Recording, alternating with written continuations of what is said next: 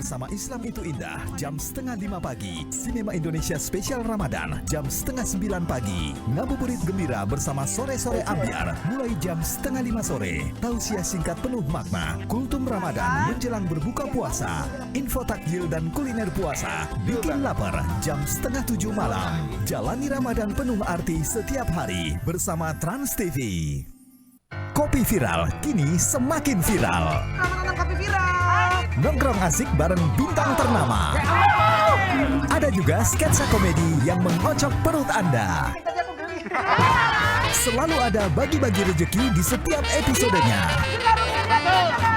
Jangan lupa scan QR Code dulu melalui aplikasi Detikom. Cuma di Kopi Viral. Kopi Viral hadir Senin sampai Jumat jam 10 pagi di Trans TV. Mengulik dunia selebritis bersama Kak Ros yang membahana. Tentang tamu kita ini yang viral-viral, hari ini semua viral. Aku insecure banget sama bentuk video aku. Kenapa emang gak takut nanti dikomentarin sama netizen? Semua ditantang untuk terbuka tanpa ada rahasia. Tadi jangan kayak bapak-bapak bersyukur. Kamu mau bersyukur yang dua agak. Jadi itu beda sama pikiran. Rumpi No Secret hadir setiap Senin sampai Jumat jam 2 siang di Trans TV.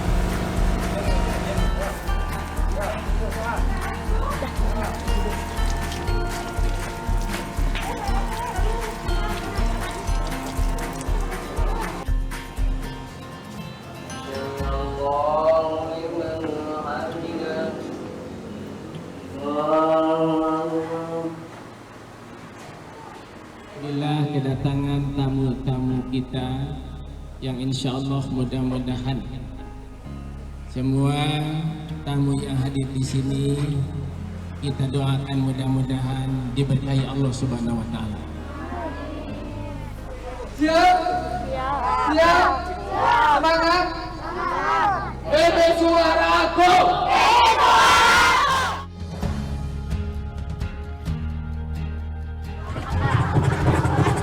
Ayo, sangat raga sampai gede. Oke, nih hadiahnya. Bantal. Di Bang Mega dan di tempat dimanapun adik-adik ingin berkarya. Asa bunsinga ditutuci benamun kaki.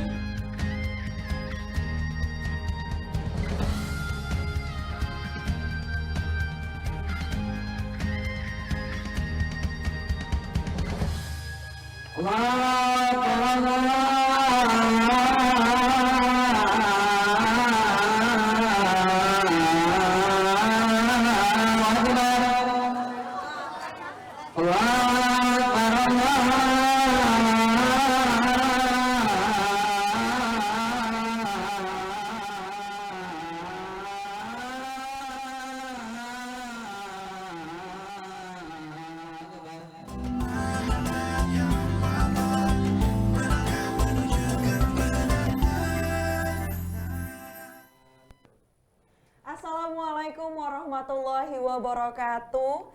Kita sudah masuk di hari ke-9 pelaksanaan dari ibadah di bulan Ramadan. Bagaimana puasanya?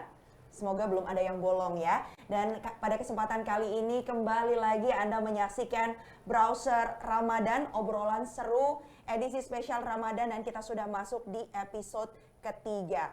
Ini merupakan persembahan dari Trans TV dan juga CT Arsa Foundation yang tayang secara live setiap hari Senin dan juga Rabu pada pukul 5 sore selama bulan Ramadan di seluruh digital platform Trans TV dan juga CT Arsa Foundation.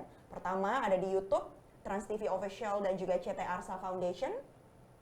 Ada pula di Facebook Trans TV, kemudian di Instagram pastinya di @transtv_court dan juga @CT Arsa Foundation. Dan saya Mayfri Syari hari ini pada episode ketiga akan kembali memandu jalannya browser kali ini dan bicara soal browser Ramadan pasti kurang lengkap bila tidak membahasnya dengan Ustadz yang sudah ada di samping saya. Assalamualaikum. Waalaikumsalam Ustadz warahmatullahi Rizal Wahid, wabarakatuh. sehat Ustadz? Alhamdulillah sehat. Alhamdulillah.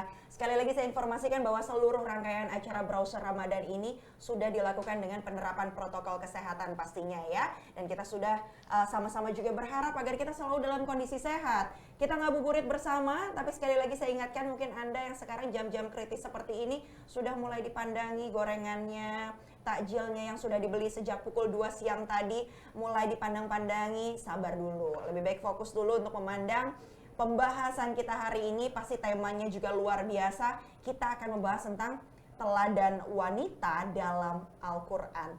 Tapi sebelum kita masuk ke pembahasan pada sore hari ini, kalau di awal tayangan tadi sebelum saya menyapa dan juga tadi sudah ada kehadiran dari Ustadz Rizal Wahid, pasti Anda sempat melihat dulu, ada satu tayangan video dari program Gebrak. Nah, mungkin beberapa dari Anda sudah ada yang tahu, ada pula yang masih bertanya-tanya, itu tayangan tentang apa sih? Nah, saya akan informasikan bahwa Gebrak atau Gerakan Berbagi ini merupakan program berbagi makanan kepada masyarakat yang membutuhkan di seluruh wilayah Indonesia. Perlu diketahui bahwa program Gebrak ini menyasar kepada sejumlah tempat-tempat, di antaranya ada panti asuhan, pondok pesantren, kawasan permukiman padat penduduk, dan tempat-tempat lainnya.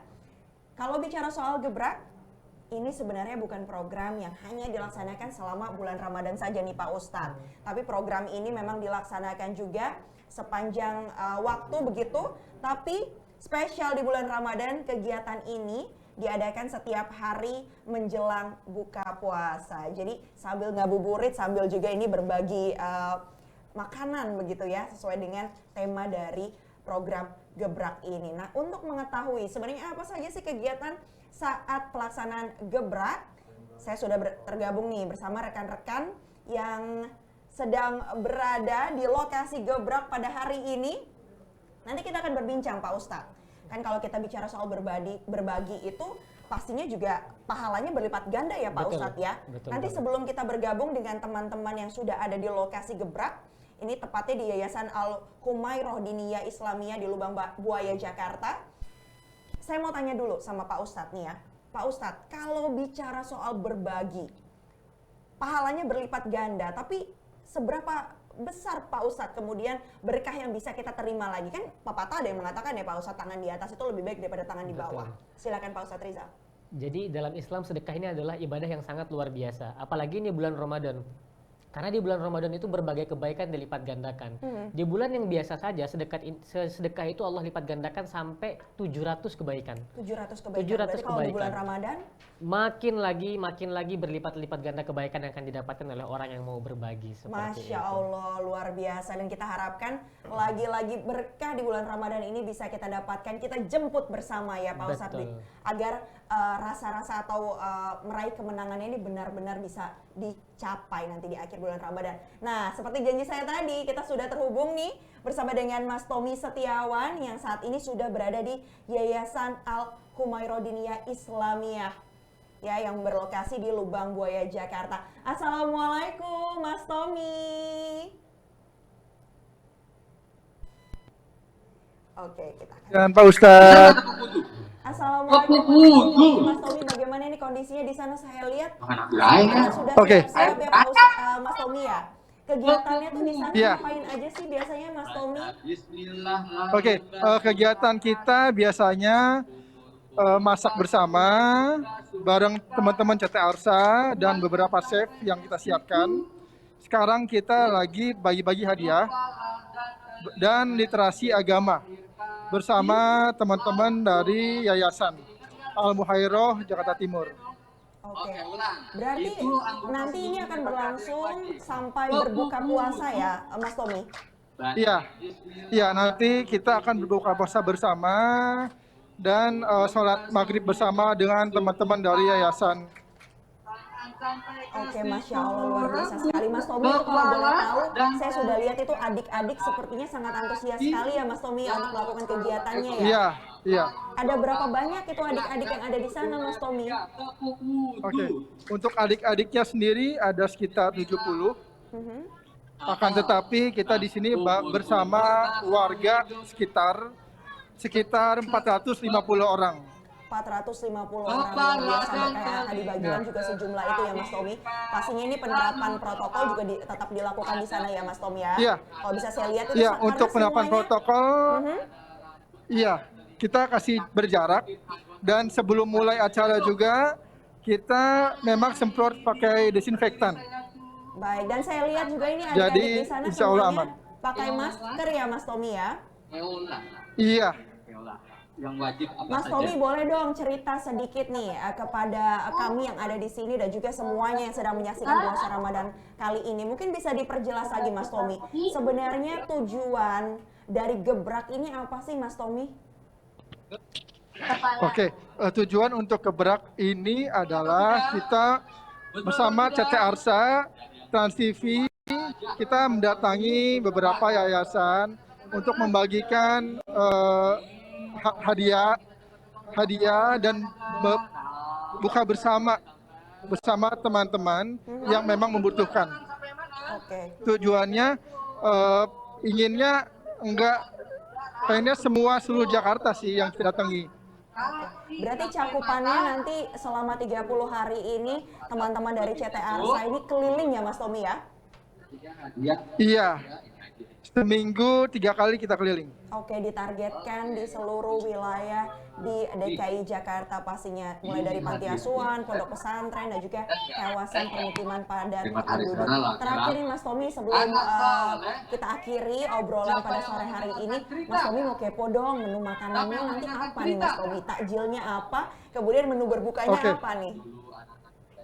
Oke, untuk takjilnya itu kita biasanya ada es belewah. Ada ayam goreng dan sayur kacang untuk teman-teman untuk berbuka.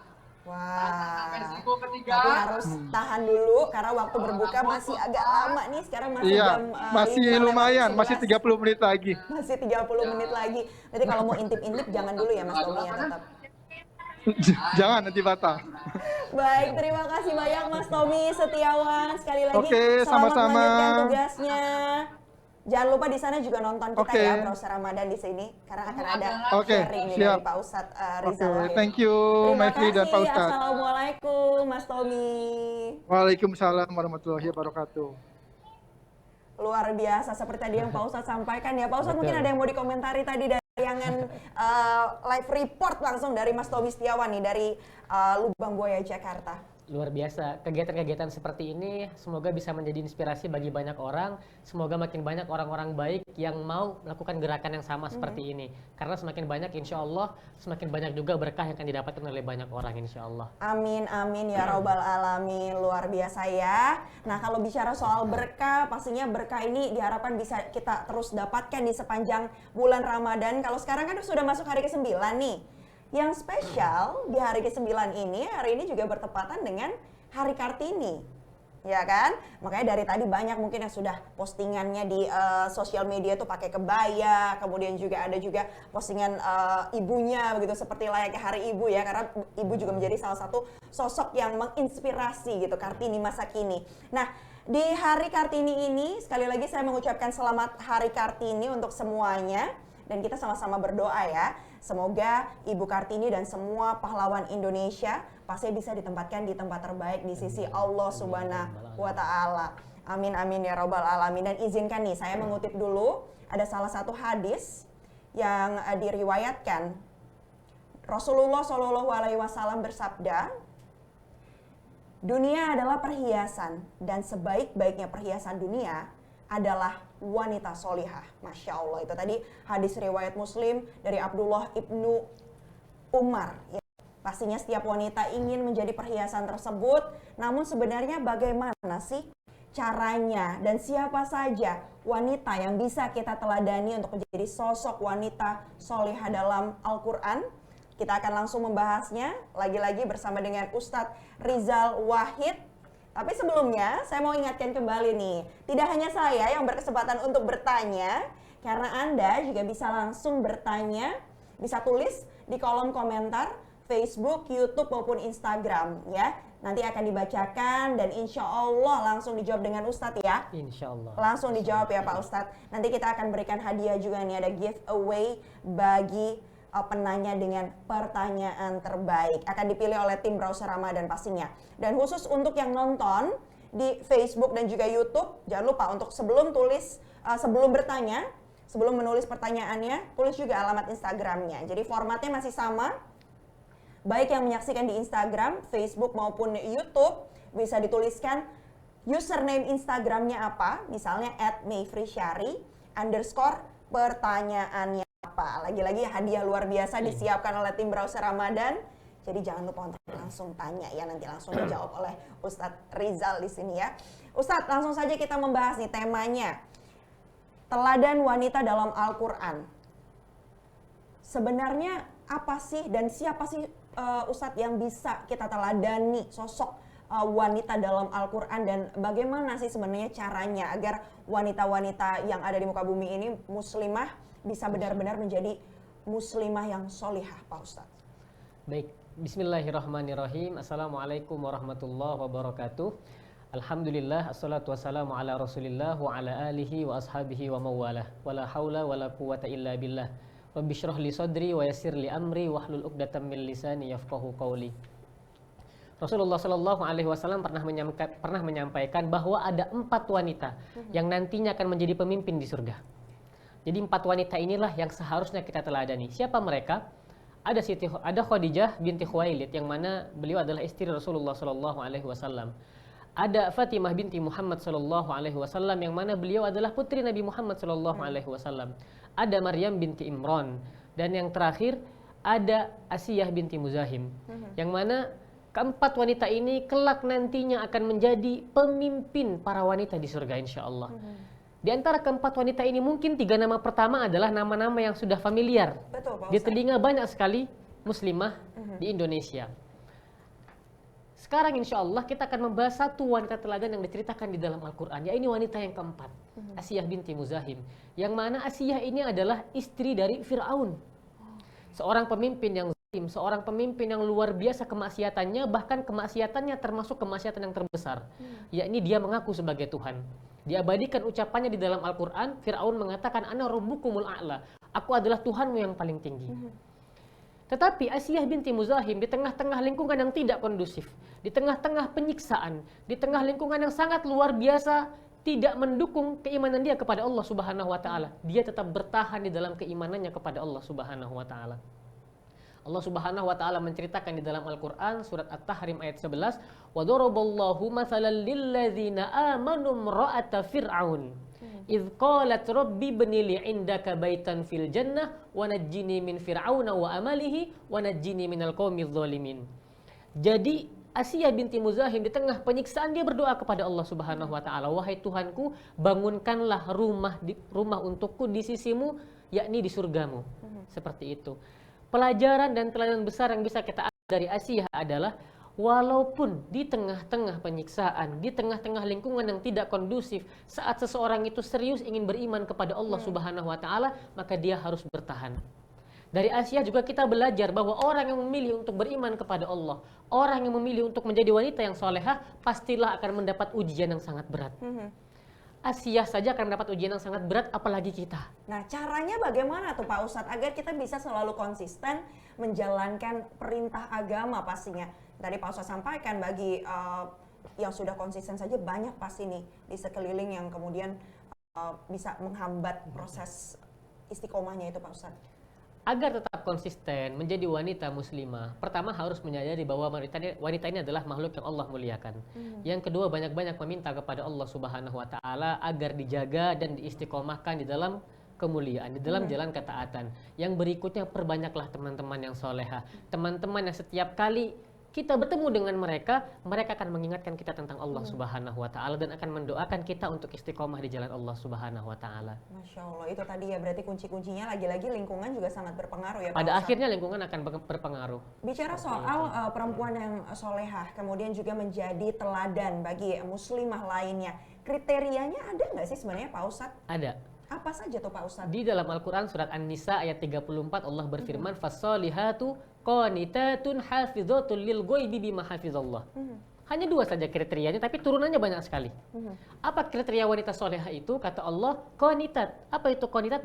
Bertakwa kepada Allah, taat kepada Allah Subhanahu wa Ta'ala. Turunannya adalah taat kepada ajaran Rasulullah, taat kepada suami pada hal-hal yang tidak melanggar perintah Allah Subhanahu wa Ta'ala. Bahkan ketaatan kepada suami inilah yang kelak membawa seorang istri bisa masuk surga dari pintu mana saja yang ingin dia masuki. Masya Allah. Bayangkan, orang berpuasa saja dia punya satu pintu khusus. Tetapi seorang wanita solehah yang dia taat kepada Allah dan dia taat kepada suaminya pada hal-hal yang baik, Allah akan membuat dia bebas memilih surga, masuk lewat pintu mana saja yang dia sukai. Itu kriteria yang pertama, qanitat, dia taat kepada Allah dan turunan-turunannya. Yang kedua, hafizat, dia menjaga dirinya ketika suaminya lagi tidak ada. Menjaga kemuliaannya, menjaga harta suaminya, menjaga kehormatannya, menjaga nama baik keluarganya. Salah satu hal yang paling sederhana adalah tidak menerima tamu tanpa seizin suaminya. Oke. Seperti itu. Hanya 2 saja. Karena memang bagi wanita sejatinya masuk surga itu mudah. Dia hanya harus menjalankan yang wajib, dia sholat wajib 5 waktu, dia berpuasa di bulan Ramadan, taat sama suaminya, suaminya ridho, selesai, dia bisa masuk surga. Cukup itu saja. Tapi pertanyaannya, kenapa pada akhirnya banyak wanita yang masuk neraka? Sederhana, kata Rasulullah, karena mereka kufur. Kufur kepada siapa? Kata para sahabat, kufur kepada kebaikan suaminya. Seperti itu. Tapi kalau bagaimana nih, mungkin ada beberapa emak-emak yang juga saat ini menyaksikan nih Pak Ustadz, walaupun target kita milenial, tapi sepertinya Betul. juga ini antusiasme, saya lihat banyak sekali yang juga menyaksikan suara hatinya. Bagaimana Pak Ustadz untuk bisa tahu bahwa memang suaminya ini melakukan hal-hal yang diridhoi Allah Pak Ustadz? Gimana kalau sebaliknya Pak Ustadz? Pertama gini, tentu saja suaminya memperlakukan istrinya dengan baik.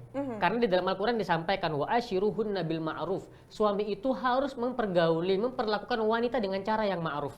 Para ulama mengatakan mempergauli wanita dengan cara yang wanita sukai. Oke. Jadi wanita sukanya diperlakukan dengan lemah lembut misalnya, dengan perhatian dan lain sebagainya, maka suami wajib memperlakukan seperti itu. Yang kedua, wajib memenuhi hak-hak istri dengan baik. Tidak zolim kepada istri. Zolim di sini bisa bermain kasar, mengucapkan kalimat yang buruk, selingkuh dan lain sebagainya. Yang berikutnya, mengajak istri untuk lebih dekat dengan Allah Subhanahu wa Ta'ala. Seperti itu. Berburu kebaikan-kebaikan untuk bisa mencapai surganya Allah. Nah, tadi Pak Ustadz sudah menyatakan bagaimana kemudian kriteria wanita solihah ketika mereka sudah menikah. Nah, bagi yang belum menikah nih Pak Ustadz, yang masih single, yang masih galau ya kan, mikirin jodoh galau gitu, mikirin saya masuk kriteria wanita solihah atau tidak nih ya, itu juga galau gitu. Nah, apa sih Pak Ustadz kriterianya bagi yang masih single nih Pak Ustadz? Kalau masih single, maka fokus pada poin qanitat. Taat kepada Allah Subhanahu wa Ta'ala. Dengan cara apa taat kepada Allah Subhanahu wa Ta'ala? Menjalankan perintah Allah Subhanahu wa Ta'ala serta menjauhi larangan-larangan Allah Subhanahu wa Ta'ala sebisa dan semampu kita. Dengan cara apa? Memaksimalkan apa yang kita bisa sebisanya kita aja. Tetapi juga tidak memudah-mudahkan syariat Allah Subhanahu wa Ta'ala. Artinya seperti ini, walaupun dikatakan sebisa dan semampu kita tetap harus ikhtiar dengan ikhtiar yang maksimal untuk taat kepada Allah Subhanahu wa Ta'ala. Seperti itu. Kalau tadi mendengar penjelasan dari Pak Ustadz, saya jadi penasaran nih Pak Ustadz, sebenarnya kalau dalam Al-Quran sendiri atau dalam Islam sendiri Pak Ustadz, bagaimana sih kedudukan perempuan dan juga laki-laki Pak Ustadz? Apalagi kita di Hari Kartini kan sangat biasanya kita junjung tinggi yang namanya emansipasi, pemerataan hak, kewajiban begitu. Nah, sebenarnya kalau posisi wanita dan juga pria dalam Islam ini seperti apa Pak Ustadz? Pria, wanita, tua, muda, kaya, miskin, semua di mata Allah itu sama. Yang membedakan hanya satu saja. Apa kata Allah Subhanahu wa Ta'ala? Inna akramakum indallahi atqakum. Yang paling mulia di antara kalian adalah yang paling bertakwa. Jadi yang membedakan manusia satu dengan manusia yang lainnya, laki dengan wanita, tua dengan yang muda, kaya dengan yang miskin, hanya masalah ketakwaan kepada Allah Subhanahu wa taala saja. Selama mereka bertakwa, maka posisinya di mata Allah semuanya sama, punya hak yang sama dan juga punya kewajiban yang sama kepada Allah Subhanahu wa taala. Berarti yang dikejar adalah amal kebaikan agar bisa benar-benar menunjukkan ketakwaan kita kepada Allah Subhanahu wa taala. Lagi-lagi kalau bulan Ramadan ini ibadahnya dilakukan, pahalanya berlipat ganda. Pak Ustadz, selanjutnya saya akan membahas tentang satu yang juga menjadi mungkin sempat menjadi dilema, kegamangan begitu ya bagi para wanita yang saat ini sedang berkarir nih Pak Ustadz. Sebenarnya boleh nggak sih Pak Ustadz kita memperjuangkan karir, dan ada batasannya tidak Pak Ustadz untuk kemudian melakukan hal tersebut? Karena kan kalau kita tahu untuk melakukan karir, menjadi mandiri itu juga menjadi salah satu upaya untuk bisa juga membantu keluarga, kemudian juga ikut serta membantu suami, dan itu mungkin salah satu caranya juga untuk mendapatkan ridho dari suami. Sebelum dijawab Pak Ustadz, saya mau tunjukkan dulu nih ada satu artikel yang kita lihat bersama-sama. Ini dia, saya akan tampilkan. Ini dia ada artikel ya. Yang pertama ada tentang wali kota di Inggris berdarah Somalia pertama yang berhijab. Sebentar lagi, ini kita bisa lihat di belakang ya. Ini dari Detik. Oke, selanjutnya ini ada informasi pula tentang Amani Al-Hattatbeh yang merupakan muslim berhijab pertama calon anggota Kongres Amerika Serikat. Nah, kalau lihat dari sini nih Pak Ustadz, berarti bagaimana sih sebenarnya hukumnya dalam Islam untuk wanita berkarir Pak Ustadz? Boleh, wanita di dalam Islam sangat dibolehkan untuk berkarir dengan beberapa catatan. Karirnya pertama tidak ada mudorotnya. Yang kedua tidak ada kemaksiatan kepada Allah Subhanahu wa taala. Yang ketiga, dan ini yang paling utama, tentu saja dengan seizin suaminya. Dengan seizin suaminya. Nah, makanya buat ibu-ibu nih, buat perempuan semua, ya, ini sebuah tips sederhana dari saya. Sebelum memilih seorang suami, jika memang ibu atau para wanita di luar sana memilih untuk berkarir, maka komunikasikan terlebih dahulu. Apakah saya setelah menikah boleh berkarir atau tidak? Jangan sampai nanti setelah menikah ternyata mendapatkan seorang pasangan yang melarang pasangannya untuk berkarir. Karena kalau sudah seperti itu, maka kita harus mengikuti apa kata suami. Tetapi kalau suami mengizinkan, suami ridho, maka silahkan, diperbolehkan, tidak dibatasi. Dan yang terakhir, tidak sampai membuat si wanita lalai dari tugas domestiknya, yakni melayani suami ketika di rumah, dan yang kedua mendidik anak-anaknya. Karena bagaimanapun ummu madrasatul ula, ibu perempuan adalah madrasah sekolah pertama bagi anak-anaknya, seperti itu. Benar sekali, pendidikan di rumah itu juga menjadi satu hal yang penting ya Pak Ustadz. Betul dasarnya, sekali. pondasinya itu tadi, dan pasti kolaborasi antara seorang istri, seorang perempuan dan juga seorang laki-laki atau suami ini menjadi satu hal yang penting. Kata kuncinya adalah kolaborasi dan komunikasi ya. Oke Pak Ustadz, sepertinya ini sudah banyak sekali luar biasa yang menyaksikan melalui platform Facebook, YouTube maupun Instagram. Ini saya akan coba menyapa sekali lagi kepada teman-teman. Terima kasih sudah bertanya, sudah masuk pertanyaannya. Saya ingatkan lagi bagi Anda yang ingin bertanya, jangan lupa tuliskan username Instagramnya. Contohnya adalah @mayfrisyari_. Pertanyaannya apa nih yang akan ditujukan kepada Ustadz Rizal ya. Ditulis pertanyaannya, bisa tulis di kolom Facebook, YouTube maupun Instagram. Karena nanti kalau hadiah, kalau pertanyaannya terpilih menjadi penanya terbaik, bila Anda terpilih menjadi penanya terbaik, akan mendapatkan hadiah nih ya dari tim Browser Ramadan. Aduh, kayaknya saya udah nggak sabar ini, saya akan langsung bacakan ya pertanyaannya. Izin ya Pak Ustadz ya. Ini sudah ada masuk dari Instagram, saya bacakan dulu ya. Ada dari @aryafian. Pak Ustadz, seberapa penting sebenarnya wanita muslimah harus berpendidikan tinggi? Penting. Silakan Pak Ustadz. Bismillahirrahmanirrahim, penting banget karena bagaimanapun muslimah ini kan nantinya akan mendidik anak-anaknya Sebagai madrasah pertama. sebagai madrasah pertama. Kalau seorang pakar parenting pernah mengatakan bapak itu kepala sekolahnya, ibu itu adalah sekolahnya, seperti itu. Maka bagaimanapun seorang muslimah penting berpendidikan tinggi. Nggak ada istilah ngapain berpendidikan tinggi, ujung-ujungnya di rumah juga.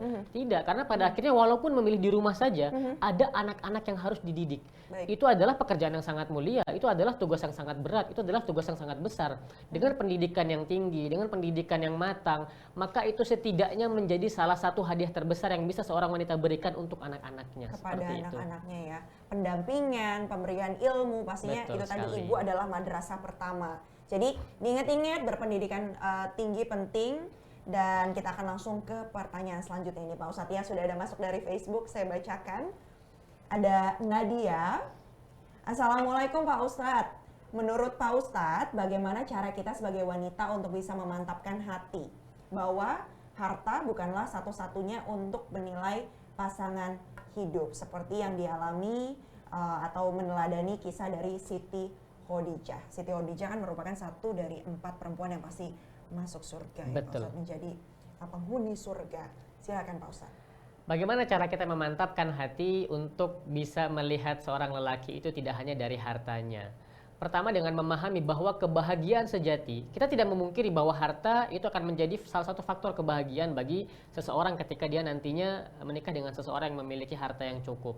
Akan tetapi pada akhirnya bukan harta faktor utama kebahagiaan, melainkan akhlak dari pasangannya, kelembutan pasangannya, perhatian pasangannya, kehadiran pasangannya. Dengan memahami hal ini, insya Allah kita tidak akan terlalu fokus mencari seseorang hanya karena hartanya, akan tetapi kita juga fokus mencari seseorang karena nilai-nilai kebaikan agamanya, akhlaknya, juga budi pekertinya, seperti itu. Karena pada dasarnya seperti yang tadi Pak Ustadz sampaikan ya, seorang pria itu nantinya akan menjadi kepala sekolahnya. Betul. Dari madrasah tersebut akan menjadi kepala rumah tangga. Betul. Penentu juga, apalagi tadi kalau kita mau berdiskusi, komunikasi, harus ada komunikasi dua arah. Betul. Harta, tampang itu memang menyenangkan, tetapi akhlak dan agama yang baik itu menenangkan. Masya Allah, tuh langsung dikutip ya. Berarti harta dan tampang itu memang menyenangkan.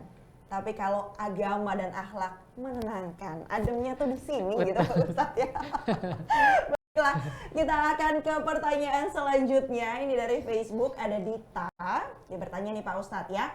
Bagaimana sih ciri wanita yang baik di mata Rasulullah? Mungkin boleh diingatkan kembali Pak Ustadz.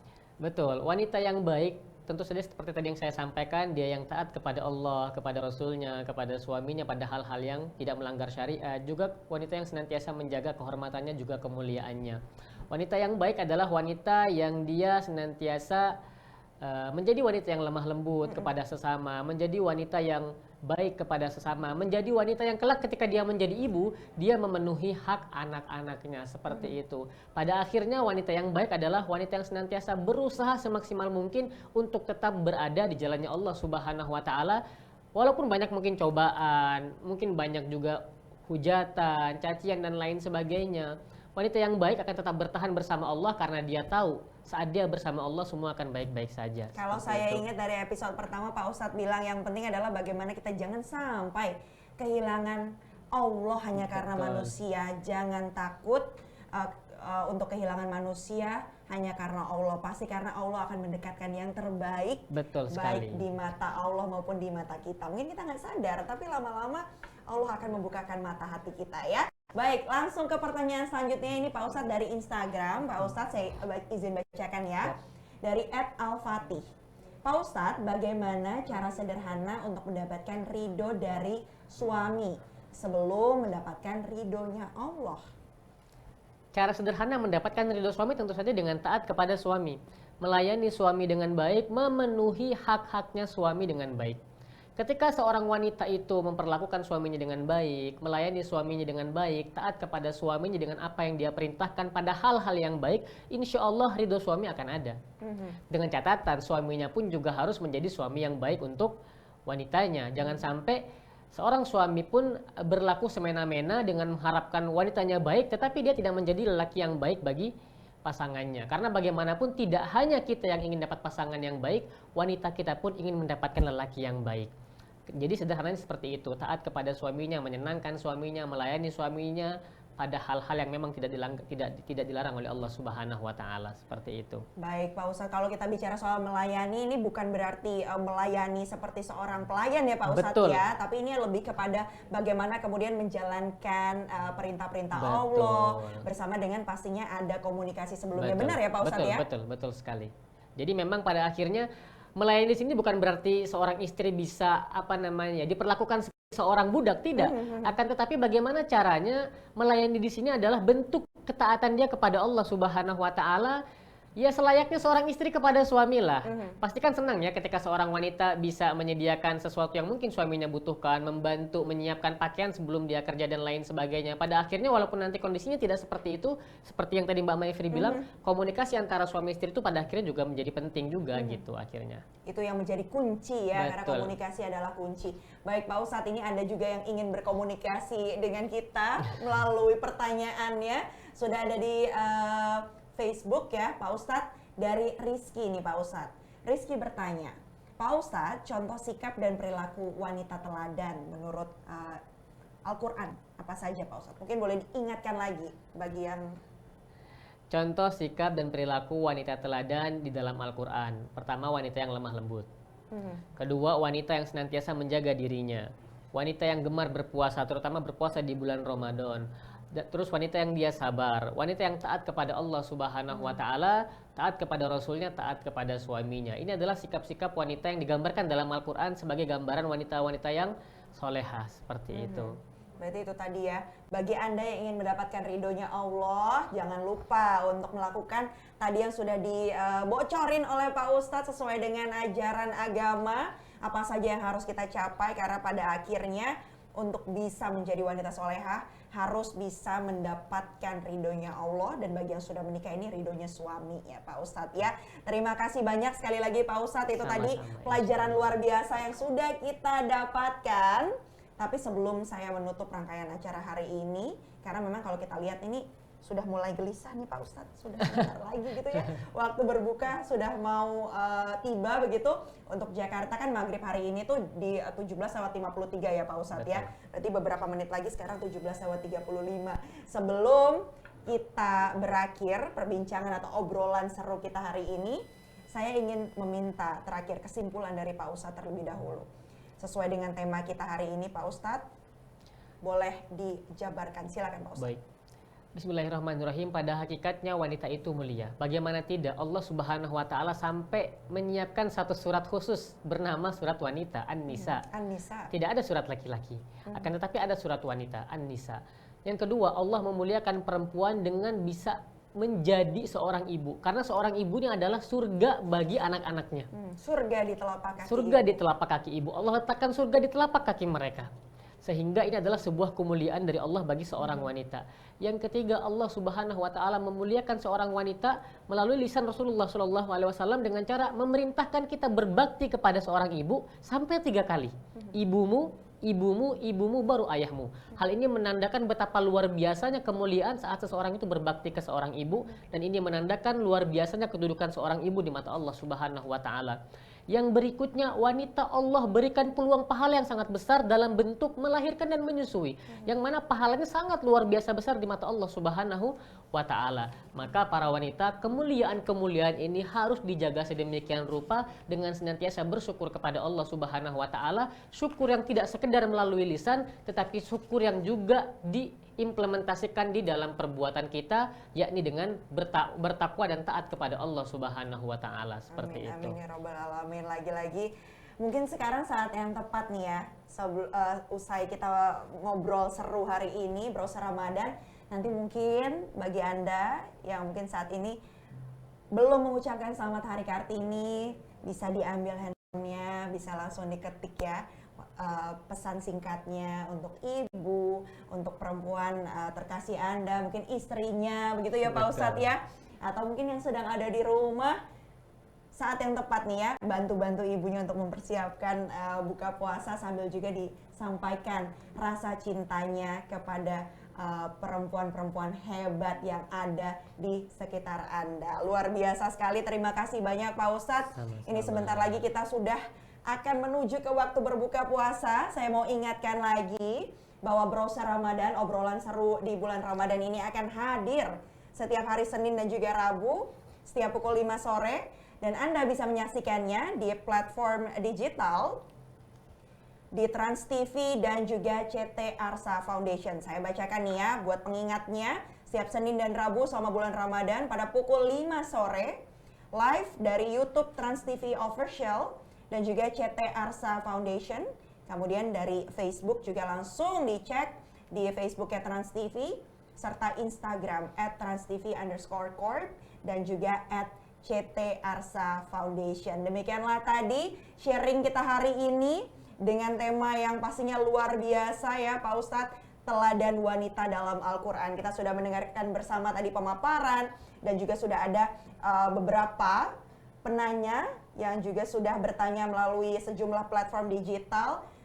Siap-siap, karena nanti akan ada tim dari Browser Ramadan yang akan mengkurasi pertanyaan Anda dan akan memilih siapa nih yang kira-kira berhak mendapatkan giveaway atau hadiahnya ya Pak Ustadz ya. Kita berharap semoga seluruh obrolan hari ini bisa bermanfaat, bisa menjadi amal jariah juga pastinya nanti ke depannya untuk Pak Ustadz ya. Terima kasih banyak Pak Ustadz sudah bergabung. Sama-sama. Dan saya akan informasikan nih Pak Ustadz bocorannya. Untuk tema selanjutnya, apa kira-kira? Atau ada yang mau request tema? Boleh, langsung aja pantengin official account dari Instagram Trans TV di @transtv_corp dan juga @CT Arsa Foundation. Terima kasih banyak sudah bergabung bersama kami hari ini di Browser Ramadan. Saya Mayfri Syari pamit undur diri dan juga Saya Rizal Wahid. selamat berbuka puasa nanti pastinya untuk semuanya. Dan kita berharap semoga amal puasa kita diterima oleh Amin, ya Rabbal Allah Alamin. Subhanahu wa Ta'ala. Terima kasih banyak. Wassalamualaikum warahmatullahi Warahmatullahi wabarakatuh. wabarakatuh.